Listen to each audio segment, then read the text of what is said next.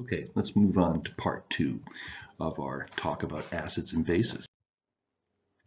So I mentioned that there are strong acids and there are weak acids. And weak acids don't dissociate completely. And so not all of weak acid will break apart to form H plus and an anion.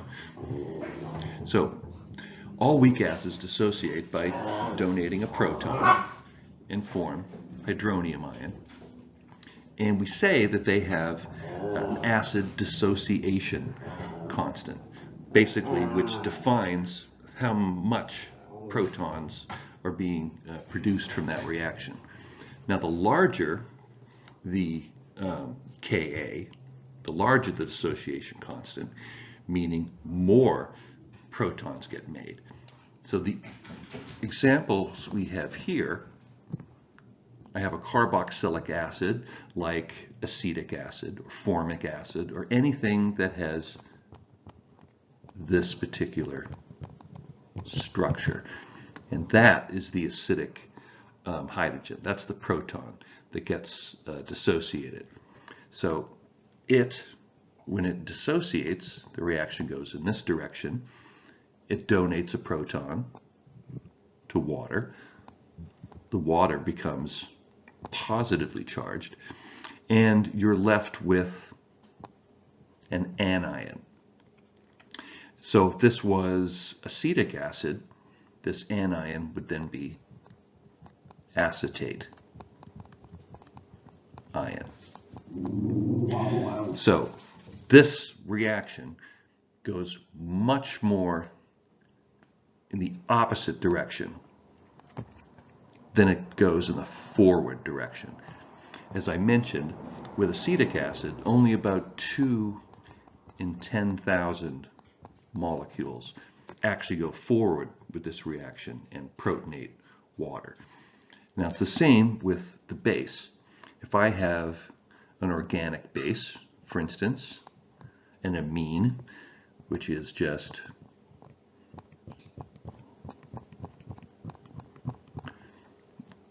nitrogen bound to something, typically carbon, and it has 1, 2, 3 protons attached to it. So this particular nitrogen is now positively charged. So it will also donate a proton to water, where it becomes neutral, where now the nitrogen is no longer charged, and the water again becomes positively charged. Now, we look at this, we actually calculate Ka by looking at what gets made in the reaction. So let's look at this example up top. This particular reaction, we have a carboxylic acid, I'll just refer to it like this, and water makes the anion and a charged water with an extra proton on it. So we actually define Ka as the concentration of COO, the molar concentration, and the concentration of H3O, and we divide that by the concentration of the acid. We leave out the water because the water doesn't really change concentration. So you can see from this that the more products I make, the higher the Ka is going to be. So that's why if your Ka is high, you make a lot of H3O plus. And if your Ka is low, you don't make very much. So weak acids will have a lower Ka, and stronger acids will have a higher Ka.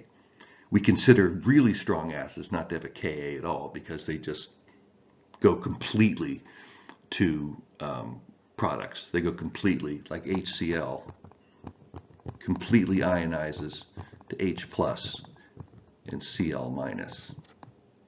If I can just get, no, not wanting to do it. H plus and Cl minus. So there isn't any HCl left, which would make the denominator 0, and we'd have an infinite Ka. So it would be infinitely high. But for weak acids, only a small amount of product gets formed, and so our Ka is low. Now this introduces us to another new concept called conjugate acids and bases, which basically refers to where does the proton go,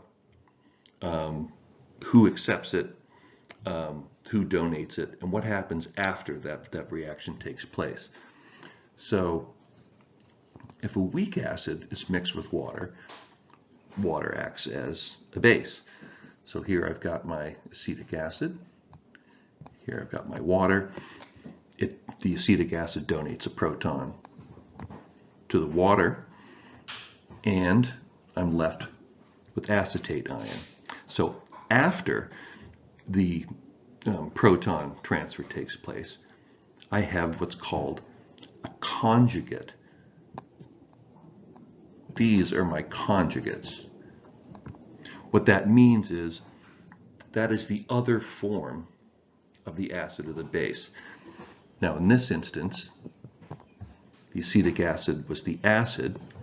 Its other form, after it donates that proton, is a base. And we call it the conjugate of it, the conjugate base. In this instance, acetate ion. Now, same thing for the water. The water here is a base because it is receiving a proton. After it receives the proton, it is now an acid.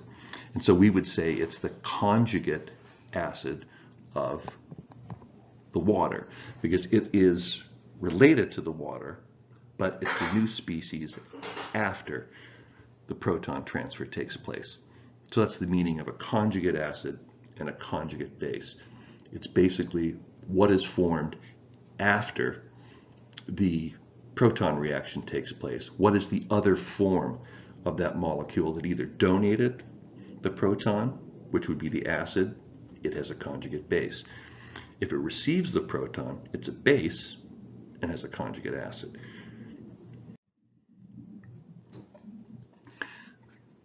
So again, here we have acetic acid. It donates that proton, and so the acetate is our conjugate base. It is related to the acid. It is what is left after the proton's been donated. Same thing with the water. Water in this particular instance acts as a base because it has the proton donated to it, and it becomes the conjugate acid. So these are all pairs. And you will see that if you have a weak acid, your conjugate base is strong.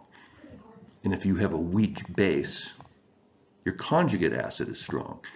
So we can see that H3O is a strong acid. It directly leads to a decrease in the pH. So in the reverse reaction here,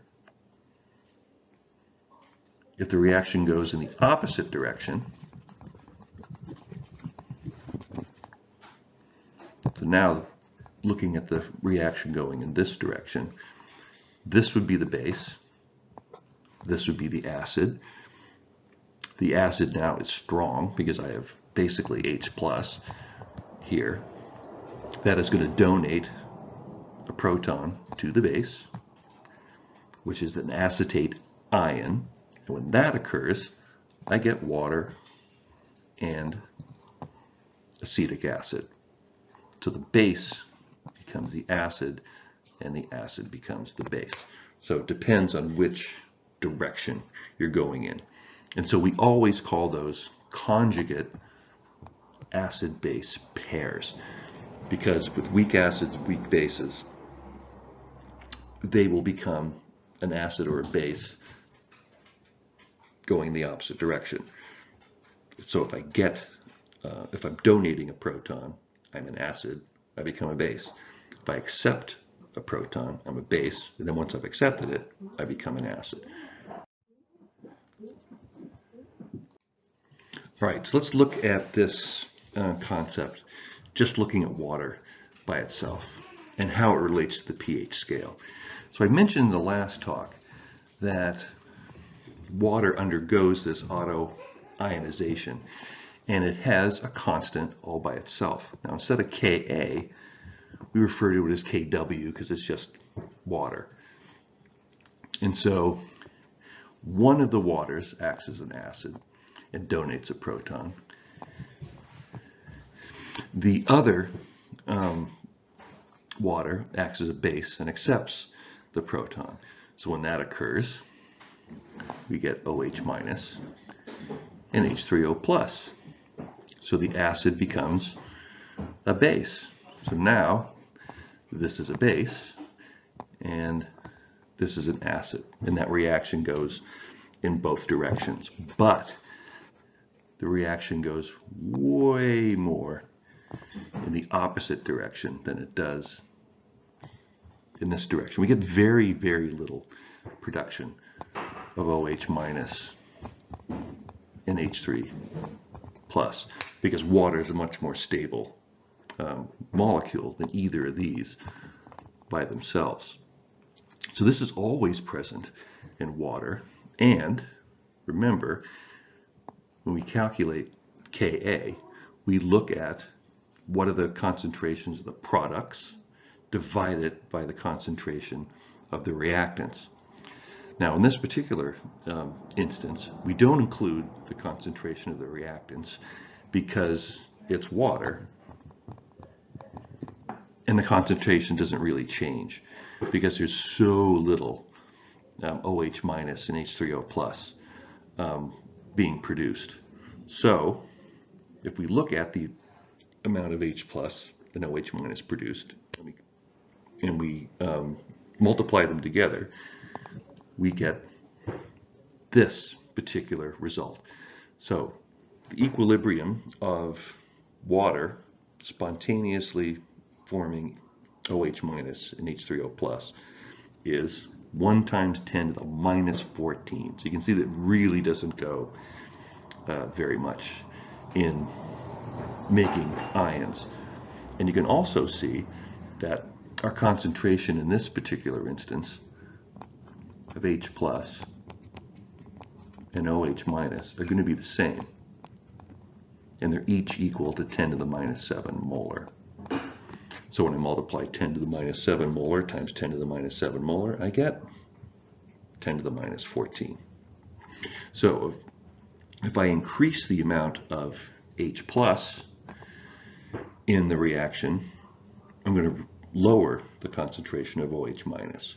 If I increase the concentration of OH minus in solution, I decrease the concentration of H plus, so that the product will always be 10 to the minus 14. I will always get that number when I multiply the concentration of H plus and OH minus together. I'll always get that number. So pure water, I'm getting both of these being produced naturally at 25 degrees. They're both that concentration, and since pH is related to minus log of the concentration of H plus, and it's 1 times 10 to the minus 7, the pH will be 7. And just as I mentioned, if we add acid to the water, H plus or H3O plus goes up and OH minus goes down. and the opposite occurs. And so this concentration of H plus and OH minus will always be different if there's any acid or any base in there.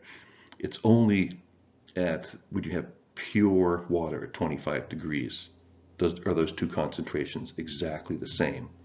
But as I mentioned before, when you multiply the concentrations of H plus and OH minus together, you will always get 1 times 10 to the minus 14. So you can always take whatever the concentration of acid is, whatever the concentration of base is, and you can always figure out what the pH is. So it's the concentration of H3O plus or H plus in an aqueous solution defines how acidic it is. It defines what the pH is. So remember that the pH is a log function. Each change in pH from, let's say, 10 to the minus 6 times 10 to the minus 7 molar, that's a 10-fold decrease. That's a lot. That's a big difference. That's 10 times less. But it only affects the pH by 1. That's just going from pH 6 to pH 7. That doesn't seem like a big difference, but it is. It's a 10-fold difference in H3O plus concentration. So remember that whenever a small change in pH really equals a big change in H plus and OH minus concentrations.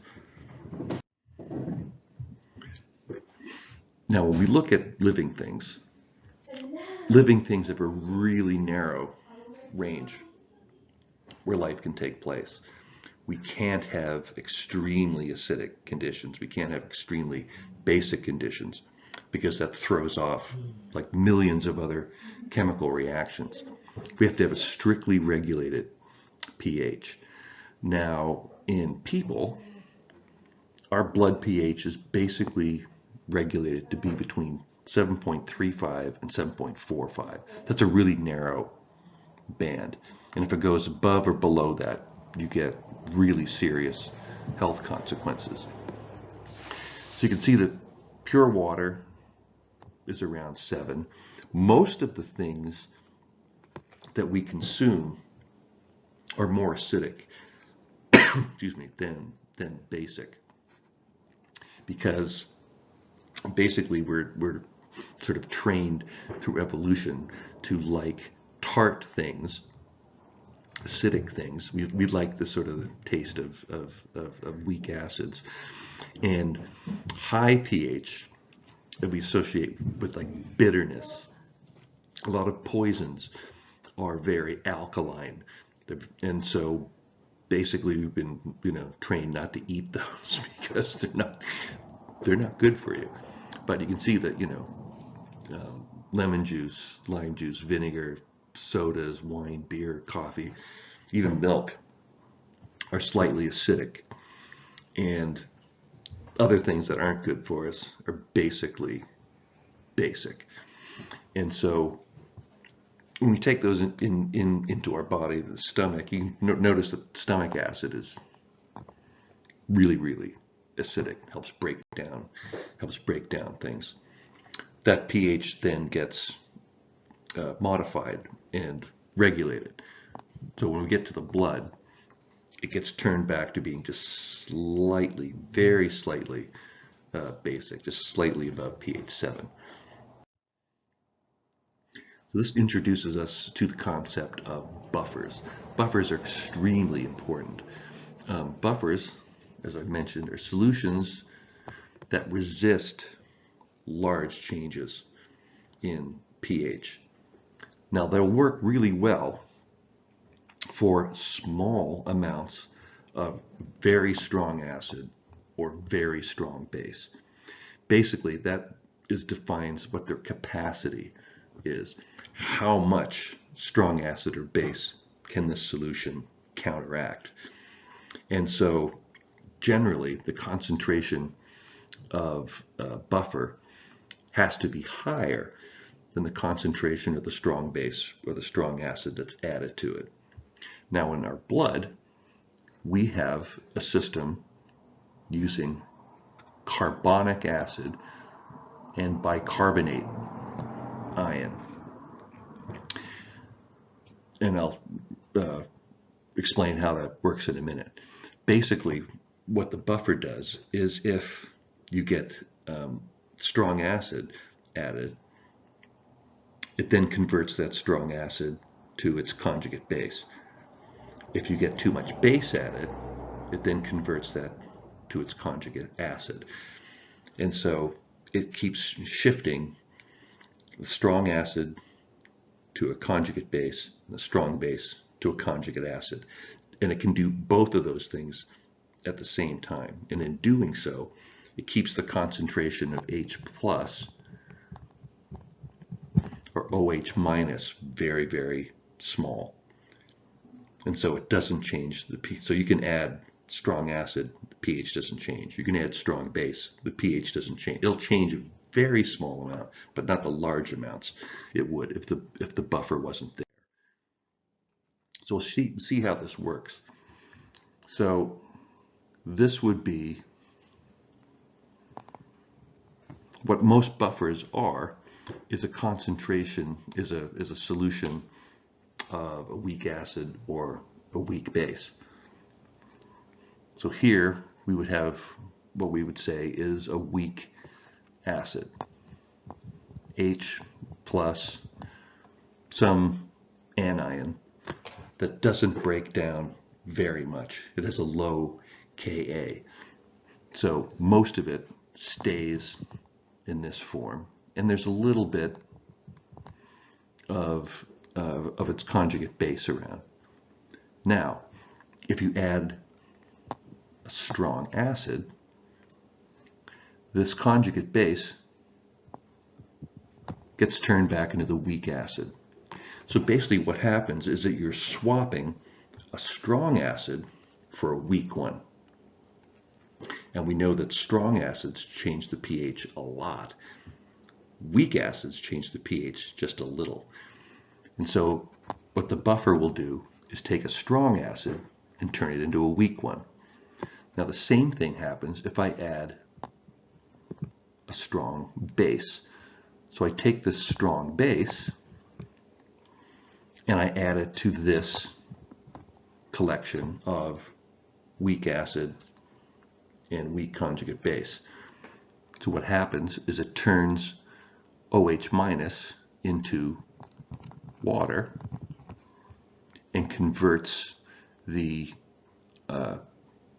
weak acid into a weak conjugate base. So the same thing takes place. You take a strong base and you swap it for a weak one. That's basically what all buffers do, is just you start with a solution of a weak acid and a weak conjugate base, and what it does is swap strong acid, H plus, for a weak one, or you add a strong base, OH minus, and it swaps the strong base for a weak one, right there. So those reactions add a little bit of water, very small amount of water, so that doesn't really change the concentration of things much. But what it does do is it decreases the amount of H plus or OH minus, which have a profound effect on the pH and prevents them from changing the pH very much. This has to do, we go back to dealing with chemical equilibrium. Now another genius French chemist noticed that when a reaction can go in both directions, you can change which direction it goes by either adding reactants or removing them, or adding product or removing them. And this is the example we looked at in the first part of the talk, formation of ammonia from nitrogen gas and hydrogen gas.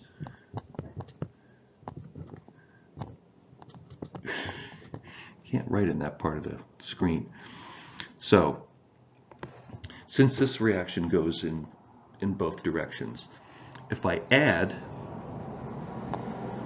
more nitrogen, basically that pushes the reaction to making more product. Basically what this equilibrium will do is try and reestablish an equilibrium. So if I have an overabundance of one thing, the reaction will shift in the direction to reduce that concentration. So if I add more reactant, the equilibrium will shift in a direction that will lower the concentration of the reactant. What direction is that? Making more product. If I add more product, the equilibrium will shift in the direction to reduce the concentration of that product. That's all an equilibrium will do. It will, whatever I add, it will reduce its concentration. In the same way, if I removed something, the equilibrium will shift in a way to replace it. So if I add more ammonia, the reaction goes back in the opposite direction to reduce the concentration. If, on the other hand, I removed ammonia, if I had some method of taking ammonia out of the reaction vessel, if I then shunted it off with another reaction to get rid of it, then the reaction would shift back toward the production of making more ammonia because I've lowered that concentration, and so the equilibrium would then reestablish to get it back to the levels it was before. It's gone down, it will shift in order to bring it back up. And that's what happens in maintaining the pH in your blood. And we call that homeostasis. It's the ability of an organism to regulate its internal environment, to bring it back to concentrations that work best. Concentrations of H+, its temperature, solute concentrations. If they go too far out of whack, it's obviously bad. So homeostasis bring these things back to balance. And basically everything in the body is in a state of equilibrium, so they can be regulated. If I need more of something, the reaction will go in the direction of what your body needs more of. If you need to get rid of something, the reaction will go in the direction to get rid of it. Someone who's hypoventilating, like they're breathing shallow or they're breathing slow, CO2 is not being released. It's going to build up in the bloodstream. So the concentration of CO2 goes up. That pushes the equilibrium of the reaction to go to the right. So it gets rid of the CO2 and I make more H3O plus and bicarbonate ion. So when CO2 reacts with water, it makes bicarbonic acid, H2CO3. And then the H2CO3, since this is an acid, makes this and this. This is the conjugate base of carbonic acid is bicarbonate. That's the conjugate base. So if you build up a concentration of too much CO2 in your blood, notice you get more and more H3O plus, and the pH gets lower and lower and lower, and then the blood gets more and more acidic, and you get a condition called respiratory acidosis. So the pH of your blood is too low, it's too acidic. And so we would treat that with intravenous bicarbonate. We actually give more bicarbonate ion, which then pushes the equilibrium back in the other direction and restores the pH levels to what they were before. Now, someone who hyperventilates is exhaling too much. You know, someone who they can't catch their breath. And you probably heard you put a paper bag, you have to breathe into a paper bag. You may wonder, what the hell do they breathe into a paper bag for? Well, it's because when they're hyperventilating, they're exhaling too much CO2. And so in this instance, CO2 goes down.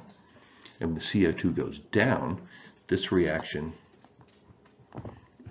gets pushed in the opposite direction, so that the pH in the form of H3O plus in your blood goes down. So you get a decrease of pH. Or I'm sorry, the pH goes up and it becomes more basic. So remember, you can't have your blood be too acidic and you can't have it be too basic. So if you're losing CO2, the pH, because the concentration of H plus or H3O minus starts to drop, that's not good. Then your pH starts going up and it gets too basic. And we say that is respiratory alkalosis, or alkaline meaning basic.